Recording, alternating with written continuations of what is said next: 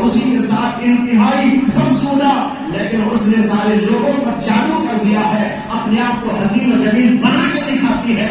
لیکن جو اہل اللہ ہوتے ہیں، جو اللہ کو دیکھ لیتے ہیں، اللہ کے نام کو دیکھ لیتے ہیں، اللہ کی حقیقت کو سمجھ لیتے ہیں، اللہ کے نبی کو سمجھ لیتے ہیں، اللہ کے نبی کا دیدار خواب میں یا پڑھ کر یا اللہ کے رسول کی باتوں کو سن سن کے تم کو سمجھ میں آ جاتا ہے، تو پھر تو وہ سمجھ لیتے ہیں یہ سب بھول کی چیزیں ہیں، وہ اس کو ناک مار دیتے. آج بھائیو اللہ کو سمجھو. اللہ کتنا حسین ہے. دنیا میں جتنا حسن آپ کو نظر آ رہا ہے وہ سارے حسن کا مالک ہے. عورتوں کو بنایا حسین و جمیل، مردوں کو بنایا حسین و جمیل، زمین و آسمان کو بنایا حسین و جمیل، چاند کو بنایا حسین و جمیل، سورج کو بنایا حسین و جمیل، پودوں کو بنایا حسین و جمیل، پھولوں کو بنایا حسین و جمیل. یہ سب ہم کو حسن و جمال اس کائنات کے ذرے ذرے میں نظر آ رہا ہے. اس کے اوپر ہم فریفتہ ہیں، لیکن سوچو انسان کے اندر حسن و جمال ہونے کے باوجود یہ سب کے سب فانی ہے، ایک دن ختم ہو جانے والا ہے. لیکن ان کا خالق اور مالک جس نے ان کو حسین بنایا وہ کتنا حسین ہوگا، جس نے ان کو جمیل بنایا وہ کتنا جمیل ہوگا. پھول بوٹوں کو اتنا حسین بنایا کہ آدمی فریفتہ ہوتا ہے، لیکن اس فریفتگی کے پہلے یہ سوچ لے کہ اس کو بنانے والا کون ہے. کسی عورت کو دیکھ کر اس کے حسن جمال پر فریفتہ ہونے والے ذرا پہلے سوچ لے اگر یہاں حسن ہے تو یہ حسن عارضی ہے، یہ حسن فانی ہے، یہ حسن ذرہ ہے، اور اس ذرے کا مالک وہ ہے جس کے پاس پورا حسن موجود ہے. وہ کتنا حسین ہو. اس کے حسن کو دیکھنے کے بعد کسی اور کا حسن سامنے ٹک سکتا ہے؟ عورت کا ہو، مرد کا ہو، مرد عورت کو دیکھ کر، عورت مرد کو دیکھ کر کیا فریفتہ ان چیزوں پر ہو سکتے ہیں یا کسی اور چیز پر ہو سکتے ہیں؟ وہ ان چیزوں کو دیکھ کر اللہ کو دیکھتے ہیں. میرا مالک کتنا حسین ہے، میرا مالک کتنا جمیل ہے. کہتے ہیں کہ امام جنید بغدادی رحمت اللہ علیہ کی خدمت میں ایک بار ایک عورت آئی. اسے اپنے شوہر کی شکایت کرنا تھا. اس کو اپنے شوہر سے شکایت یہ تھی کہ وہ عورت حسین و جمیل ہونے کے باوجود، لاجواب حسن، لاجواب جمال اس کے پاس ہونے کے باوجود اس کا شوہر اس کے پاس نہیں آتا اور اس سے تعلق نہیں رکھتا، اس سے محبت نہیں کرتا، اس سے تعلق نہیں رکھتا، غیر عورتوں کے پاس لے جاتا. یہ شکایت لے کر ایک عورت حضرت جنید بغدادی کے پاس آئی. برقع پوش تھی. آ کر کہنے لگی کہ حضرت میں ایک بات پوچھنے کے لیے آئی ہوں. حضرت نے فرمایا کہ بتاؤ کیا ہے. اس نے کہا میں یہ شکایت میرے شوہر کی لے کے آئی ہوں کہ اللہ نے مجھے بے پناہ حسن دیا ہے، جمال عطا کیا ہے، لیکن میرا شوہر مجھے نہیں دیکھتا، مجھ سے محبت نہیں کرتا، میرے سے تعلق نہیں رکھتا، غیر عورتوں کے پاس جاتا ہے، آتا ہے. میں آپ کی خدمت میں آئی ہوں کہ آپ اس کے لیے دعا کیجیے. اور اس عورت نے ساتھ ساتھ یہ بھی کہا کہ حضرت اگر مجھے شریعت اجازت دیتی تو میں اپنا چہرہ کھول کر آپ کو بتاتی اور میں پوچھتی کہ جس کے پاس میرے جیسی عورت ہو بیوی ہو کر، وہ مرد کسی اور عورت کو دیکھ سکتا ہے؟ جس مرد کے پاس میرے جیسی عورت حسن و جمال کی پری موجود ہو، وہ مرد کسی اور عورت کی طرف نگاہ اٹھا سکتا ہے؟ اگر شریعت مجھے اجازت دیتی تو میں پتہ ہٹا کے آپ کو دکھا کر پوچھتی، لیکن شریعت کی اجازت نہیں ہے، اس لیے برقع پوش. جنید بغدادی رحمت اللہ علیہ نے یہ سنا تو بے ہوشی ڈالی ہوگی. عورت کو تو بھیج دیا گیا. خدام نے حضرت کو اٹھایا، سلایا، بٹھایا، جیسا جو کرنا تھا. کچھ دیر کے بعد ان کو ہوش آیا. جب ہوش آیا لوگوں نے پوچھا کہ حضرت وہ عورت آئی تھی، اس نے کہا تو آپ پر بے ہوشی طاری ہو گئی، کیا بات ہے؟ جنید بغدادی فرمانے لگے جب اس عورت نے کہا کہ اگر شریعت مجھے اجازت دیتی تو میں اپنا چہرہ کھول کے دکھاتی کہ میری جیسی حسین و جمیل عورت کے ہوتے ہوئے کوئی مرد یا غیر عورت کو دیکھ سکتا ہے، تو مجھے اس پر اللہ کی بات یاد آ گئی کہ اللہ کہتا ہے جس کا خدا میرے جیسا ہو وہ مجھے چھوڑ کر کیا کسی اور کو دیکھ سکتا ہے؟ اس پر مجھے بے ہوشی طاری ہو گئی کہ آج ہمارا حال یہ ہے کہ ہم غیروں کو دیکھ رہے ہیں، غیروں کی طرف ہماری نظر اٹھتی ہے، اللہ کی طرف نگاہ نہیں اٹھتی۔ آسمان کو دیکھتے ہیں، آسمان میں کھو جاتے ہیں، زمین کو دیکھتے ہیں، زمین میں کھو جاتے ہیں، چاند کو دیکھتے ہیں، چاند میں کھو جاتے ہیں، سورج کو دیکھتے ہیں، سورج میں کھو جاتے ہیں، عورتوں کو دیکھتے ہیں، عورتوں میں کھو جاتے ہیں، عورتیں مرد کو دیکھتی ہیں، مردوں میں کھو جاتی ہیں، لیکن ان سب چیزوں کو دیکھ کر اللہ والے اس میں کھو جاتے ہیں جو ان کو بنانے والا ہو۔ کہتے ہیں اس کو دیکھو، ان کو کیا دیکھتے ہو؟ یہ ٹھیک ہے بہت حسین و جمیل تھی، لیکن ایک دن مرنے والے پر کیا مرتے ہو؟ جو ختم ہونے والا ہے اس کے اوپر اپنی زندگی کو قربان کیوں کرتے ہو؟ زندگی اپنی اس پر لگاؤ جو ہمیشہ باقی رہنے والا ہے، جس نے پوری کائنات کو بنایا، جو حسن و جمال کا مرکز ہے، جو حسن و جمال کا خالق ہے، جو حسن و جمال کا مالک ہے، اس کو دیکھو۔ علماء نے لکھا ہے کہ کسی چیز کے اوپر انسان فریفتہ جو ہوتا ہے وہ یا تو ہوتا ہے حسن و جمال کی وجہ سے، یا ہوتا ہے کسی کمال کی وجہ سے، یا ہوتا ہے عطا و نوال کی وجہ سے۔ میں نے تو اپنی حسن کی بات آپ کے سامنے رکھی، اور ایک وجہ کسی کے اوپر اپنے آپ کو فریفتہ کرنے اور اس کے اوپر نچھاور کرنے کی یہ ہوتی ہے کہ کسی کے اندر کوئی کمال ہوتا ہے۔ ڈاکٹر کا کمال، انجینئر کا کمال، کسی عالم کا کمال، کسی اور جو ہے بنانے والے کا کمال۔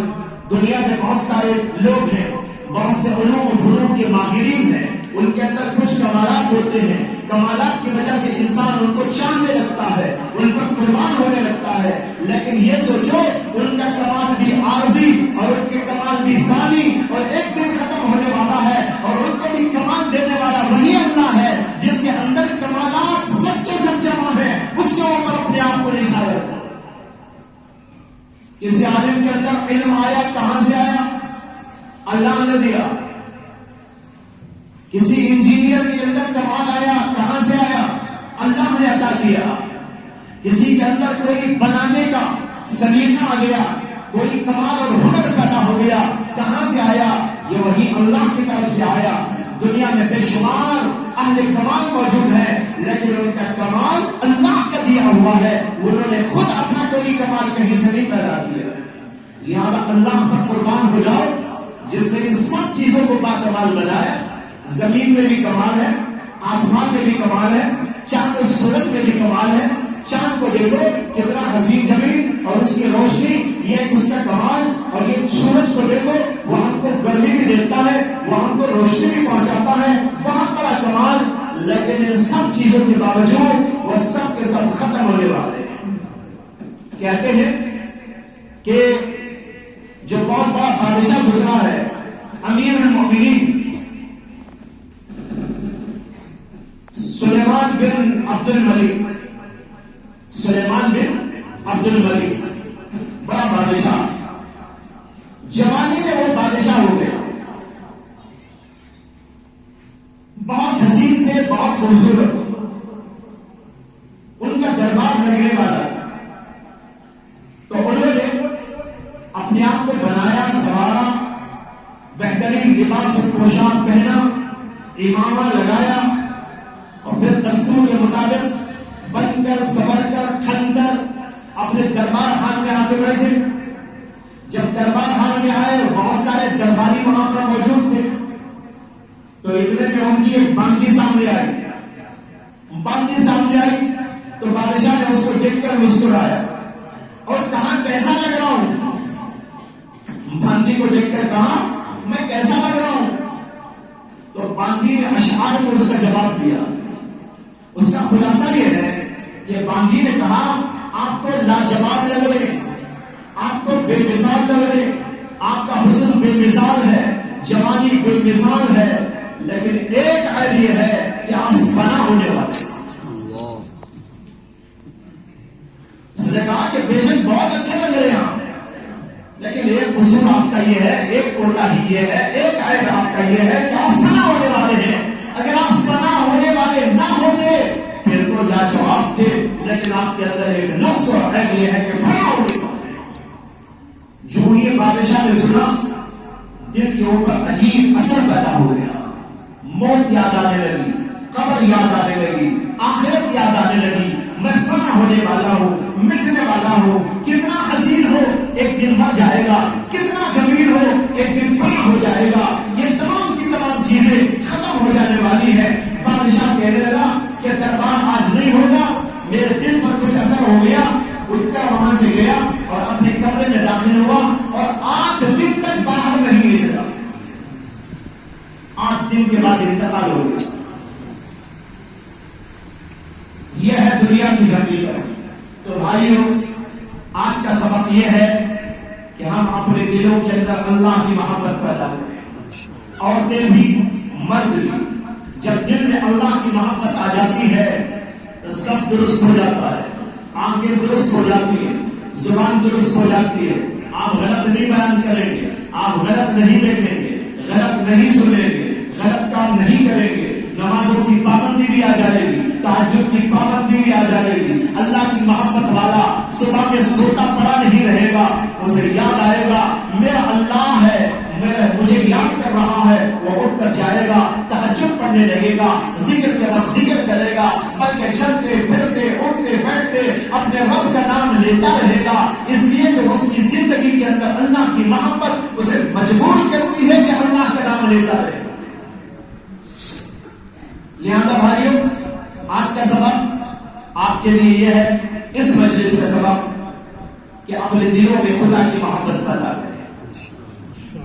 سب ارادہ کرو ہم اللہ کی محبت اپنے دلوں میں پیدا کریں, اور جتنی محبتیں دنیا کی ہمارے دلوں میں ہیں ان کو کھرچ کھرچ کے نکالیں گے. کوئی محبت ہمارے دل میں نہیں رہے گی تو صرف وہ محبت رہے گی جو اللہ سے تعلق والی محبت. مثلا بیوی کی محبت رکھنا برا نہیں ہے, اس سے کہ اللہ کا حکم ہے کہ بیوی سے محبت کرو. لہذا بیوی سے محبت کریں گے یا اللہ کی محبت کے خلاف نہیں. غیر سے محبت کریں گے, اللہ کی محبت کبھی دل میں نہیں آئے. بیوی سے محبت کریں گے تو اللہ کی محبت بڑھے گی. یہ نقطہ بھی میرا یاد رکھیے گا. بیوی سے محبت کریں گے اللہ کی محبت بڑھے گی. کیوں بڑھے گی وہ بھی بتا دیتا ہوں. بیوی سے جب محبت ہوگی آپ گناہ کی طرف نہیں جائیں گے, آپ کی نگاہ غلط نہیں اٹھے گی, آپ کا دماغ غلط جگہ نہیں جائے گا.